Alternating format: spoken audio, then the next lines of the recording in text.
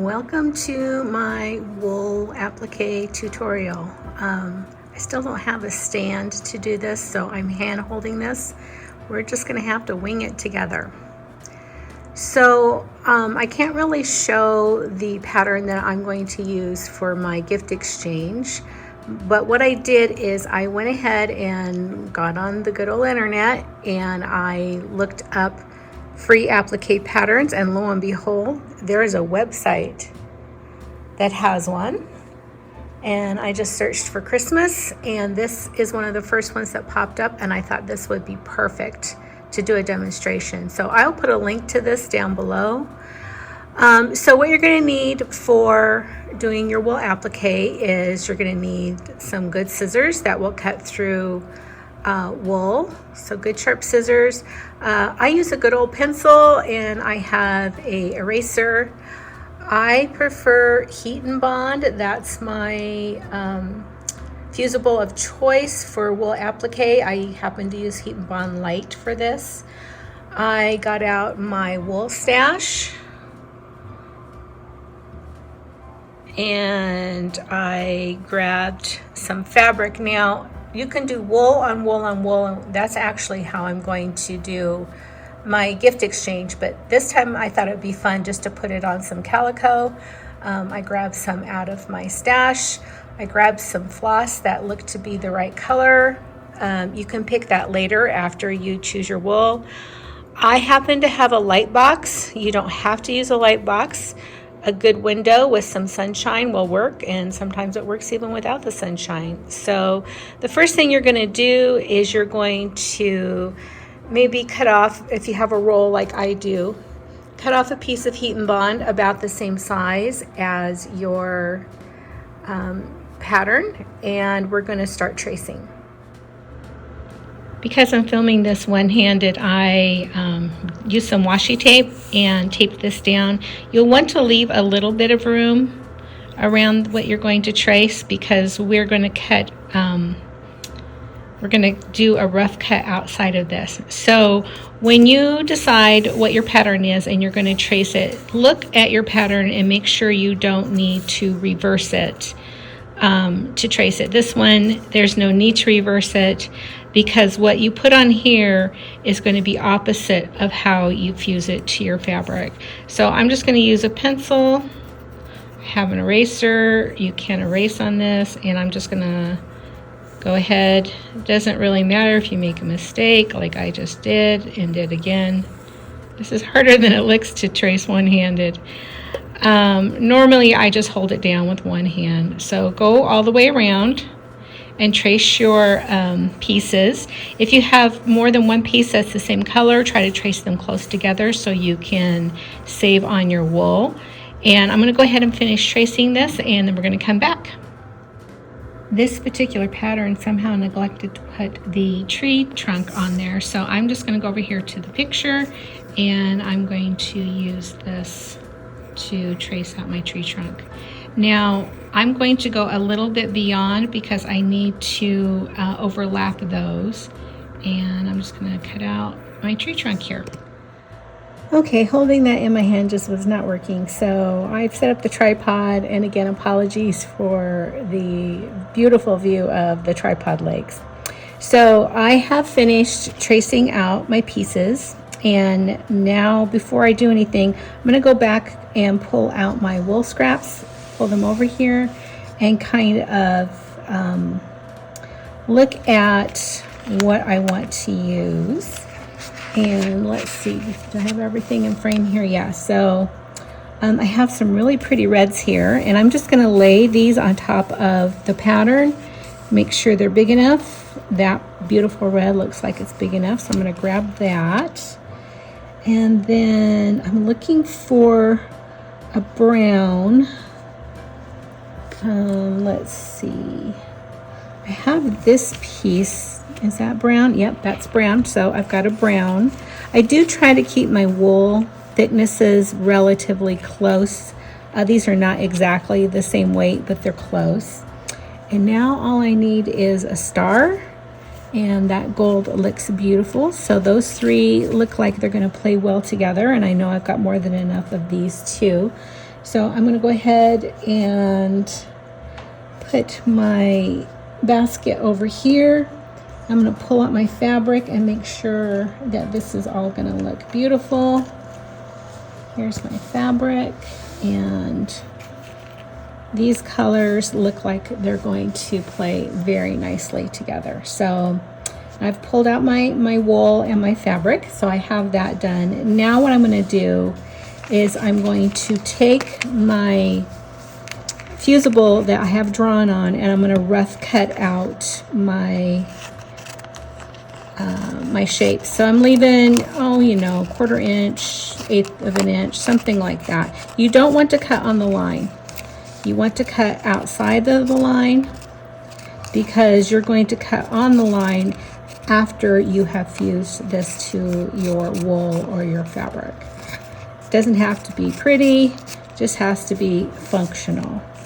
I do save all of these scraps. I have a little shoebox, and I have different shoe boxes for different kinds of fusible. Some fusibles I jumble together, but this kind I put in by itself, because you can see many of these pieces are very small, and I'm just frugal with my fusibles, because there is nothing more annoying than running out of something or having to cut into a big piece when you have all of those smaller pieces available.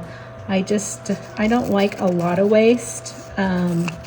Sometimes it's not avoidable, but this is definitely avoidable, and all it takes is just a little extra step or two to go and set these aside and label my box that I keep them in. So if you have an old shoe box, or you know, whatever containers, and they can stack, maybe keep them in your sewing or your stitching studio, and then just label them, and you can pull them out when you need. Okay, so now I have my fusible cut out, and I'm going to make sure I don't have any little fuzzes and stuff. Sometimes I look at my wool. Generally it's not two-sided, but I may look to see which side I really want to have up, and I think I want to have that side up, so I'm going to put this one down, and I'm going to lay this down. Now notice mine is just big enough, so I'm going to be really careful when I press that. Here with my gold, I'm going to put that right in the corner. And with this one, of course, I need just a very minute piece. In fact, I think instead of just trying to, I'm going to go ahead and clip that. Get that out of the way. I think I'm going to do the same thing with my star here. I'm going to not rough cut. I'm just going to, well, that's actually what I'm going to do, is I'm going to kind of rough cut around it. And there's one more tool that I forgot to grab, and I'm going to pause the video and go grab it. So the one thing I forgot to pull out was my sheet for fusing. This is like a Silpat type material. I buy mine as a big sheet, and I can't recall the name. I will put the name of it down below on the video, and I also put a link to where you can purchase one. When I buy them, because it's a large sheet and I don't need the whole sheet, I actually cut it into different sizes. This is one size. This is my big one. I have a couple small ones, but I couldn't lay my hands on them right away. And then what I do is I make a small strip of binding, and I sew it to the sheet, and I put a little loop on it so that I can hang these up. So here's one of my sheets. I've had that one for many years, and they don't go bad. You might need to clean them. Here's another one that I have. You might need to clean them once in a while, just like your cutting board. You can take a microfiber cloth and usually wipe off most, an eraser, but usually you can just go like this with your finger, and you can scrape off anything that you need. Normally, if my piece of wool was larger than, like, I could probably put it this way, maybe fit. Yeah, I could have fit it this way.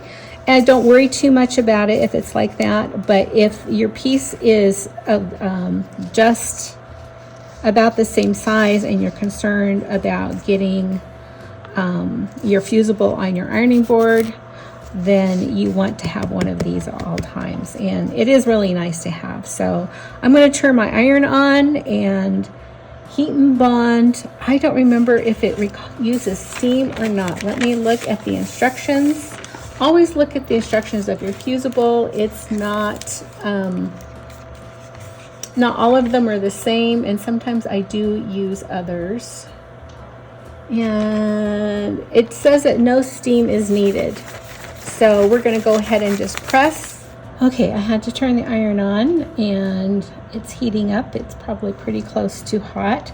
So when you do this, you want to press and you don't want to iron. So I'm literally going to take this and set my iron down, and I'm just going to count 1001, 1002, 1003, 1004, 1005.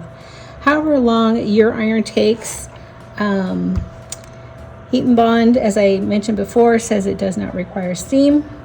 I always like to flip them over and just give them another little quick press with on the other side.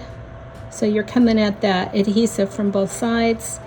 And then I'm going to set these aside to cool. And I'm going to bring my tree over here. Ouch. This does get hot. Be very careful. If your iron has been sitting on it or you've been using it a lot, it will get hot. But it won't melt. So I did trim off just a little bit of sliver. You can see I still have a good 1/8 of an inch or more that I can cut off. And I put it on the diagonal. Number one, because it fits that way, and number two, I think it will give it a little interest to have the pattern going on a diagonal. And again, I'm just going to lay this down and give it time to adhere. I generally use a smaller iron to do this, but I already have this one out, which is why I chose this one. And if you are going to start doing a lot of applique, because many of the pieces are tiny, it is nice to get one of the smaller irons. The small Aliso is a really good one. So I'm going to flip this one over and do the same thing that I did with the others, and just let it sit there for about 5-6 seconds. And I think we're good to go. So let these cool, because when they cool, the adhesive is going to adhere better. If you start cutting now, first of all, they're still pretty warm, and second of all, the adhesive is still warm. Once it cools, it's going to adhere better. So I'm going to pause right here, let these cool down, and then we're going to come back and we're going to start cutting. I did want to make a notation. There are some people who really do not like using the adhesives on their wool applique. I have not ever had a problem with the heat and bond gumming up my hand needle when I'm stitching them down. But if you choose not to use use fusible on your wool, you can do the same exact thing that I've showed you up to this point with freezer paper. And the freezer paper will stick. If you iron it down, it will stick, and it will stick long enough for you to cut out your shape. And then you just have your wool layer, and then you can use something like Roxanne glue basted or other temporary basting things, and you just put a dot of glue. Not all of them come this way. This one happens to have the nice little tip, but you just put a dot of glue here and there when you're putting it on your project to baste down. Or you can use basting pins, however you want. There's a bazillion different ways.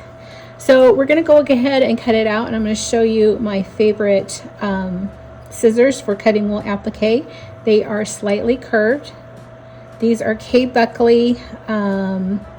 I don't know what they call these exactly, but I'll put it down below, either on the screen right now, or I'll put it down below with a link to where you can purchase them as well.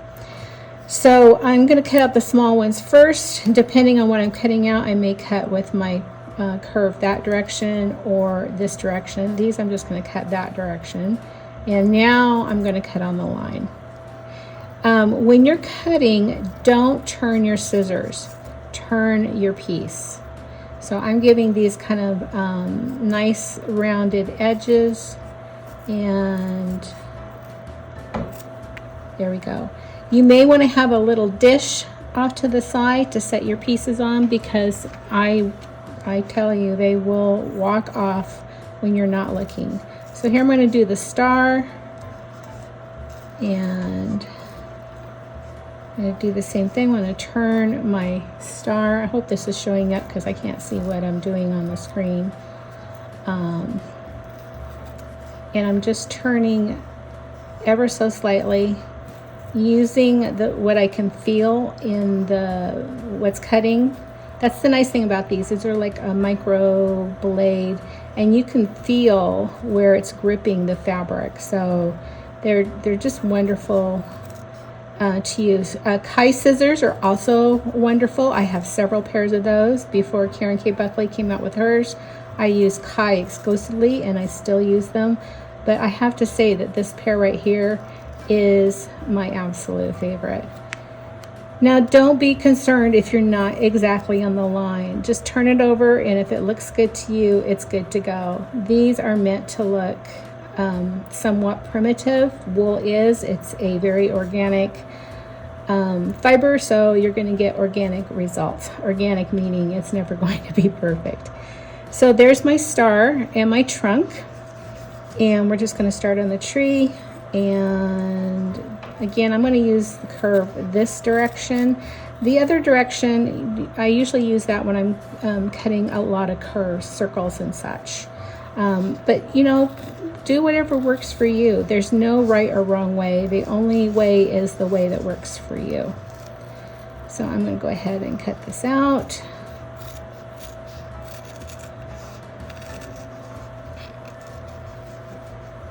And I hope I'm on camera here in frame.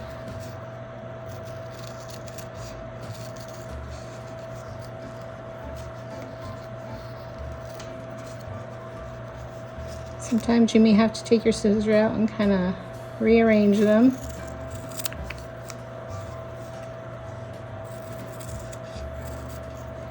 These scissors you will probably be able to find in almost any quilt shop. You'd definitely be able to find them like at fatquarter.com if you search, or if you shop there. You know, of course, shop local if you can. If you can't, online is good. We are so blessed with being able to shop online. You know, back in the day when I started doing this, sometimes you saw things in a catalog or whatever, and you may or may not have to send away for them, and just the ability for us to get the tools today is nice. So I'm going to turn this over. This looks wonderful. And I'm going to bring my fabric over here and start laying it out and kind of get an idea. So I think I want to do a tall, skinny pillow. Just going to get an idea how that looks. I like it. I think it's adorable. I'll probably do something maybe this big. Again, apologies for bumping that. So I'm going to cut out my fabric about this big. It's better to give yourself a little bit more, and you can just narrow it down, because I think I really want kind of a narrow pillow. So do your auditioning, figure out where you're going to put things, and then I'm going to pause here and get this piece of fabric ready, and we'll go to the next step. Okay, I'm back, and guess what? I changed my mind. I was getting everything ready, and I spied a piece of this beautiful houndstooth wool with a red stripe in it in my basket of scraps, and I decided that we're going to make this all wool. And I laid it on there, and it's like, oh yeah, that's a good choice. So I'm going to go ahead and I'm going to use the scraps. I cut two the same size, one for the back and one for the front, and this is going to be a super skinny pillow, and I think it's going to be adorable. So as I mentioned, kind of do your audition. I think I may need a bigger scrap. Let me move this one aside. I'm going to pull out my wool here.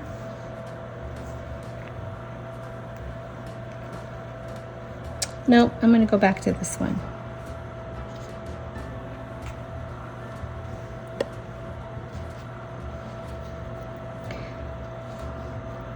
Okay, so I auditioned it a little bit, and I'm now going to start peeling off the back of,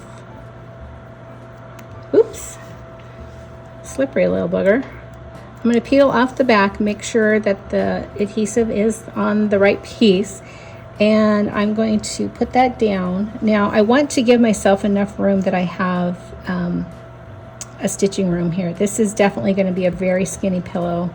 Or maybe I'll do a flat ornament, I'm not sure. But you want to put your layered pieces, you want to arrange those where you put the bottom layer first and then the next layer. So I'm not going to fuse anything yet. I'm still kind of auditioning where things are go. So I peeled off the back of the tree. And that looks good. I'm going to peel off the back of the star. Sometimes it's kind of hard to grab that little piece of paper. Let's see. No. Yes. Yes. That's kind of how I want it. Maybe move the tree down a little bit. And I'm just going to keep playing with it till I like it. I think that looks good. And now that I'm ready, I'm going to very carefully, I'm going to turn my iron back on. I'm going to very carefully press and not shift my my pieces here. So I'm actually going to move this down just a little bit because it's too close to the top. And I was going to cut a bigger piece, but I really like that red stripe down there. It's those little details like that that make it interesting. And I want to give myself enough room that when I stitch this together, there's going to be enough. Okay, so my iron should be hot. There we go. We'll let it sit there for a few seconds. Now, let's say that I pull this up and one of the pieces have shifted. You generally can very quickly peel it up and move it back and repress it, but do be careful. The adhesive will be hot and gooey, and you don't want to get burnt. So it doesn't look like everything is totally adhered. I don't think my iron was quite hot enough. I didn't wait long enough. I'm a little impatient. I'm going to go back and hit it again. Let's count together. Mississippi 1, Mississippi 2, Mississippi 3, Mississippi 4, Mississippi 5, Mississippi 6. Only because, there we go. And you can tell, I mean, if things are kind of puffy, then you know that it hasn't adhered. But if they're squished down a little bit, then things are adhered. So I'm very carefully going to flip that over. I'm going to do the same thing on the back.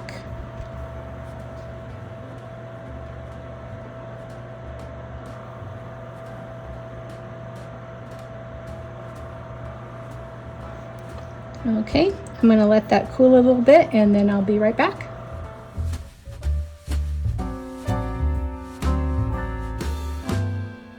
Okay, let's talk a little bit about stitching your wool down. There's a million different ways to do this. I'm just going to talk about a couple. The first thing let's talk about is needles. Every wool stitcher has their own favorite needle, even favorite type of needle. The needle I was taught to use by an expert wool stitcher who is the owner of Carriage Country Quilts in Des Moines, Washington. She came to our guild and she did a demo, and she said the best one that is the most generic is a number 7 Bowen that is a crewel embroidery. So that's what I have here.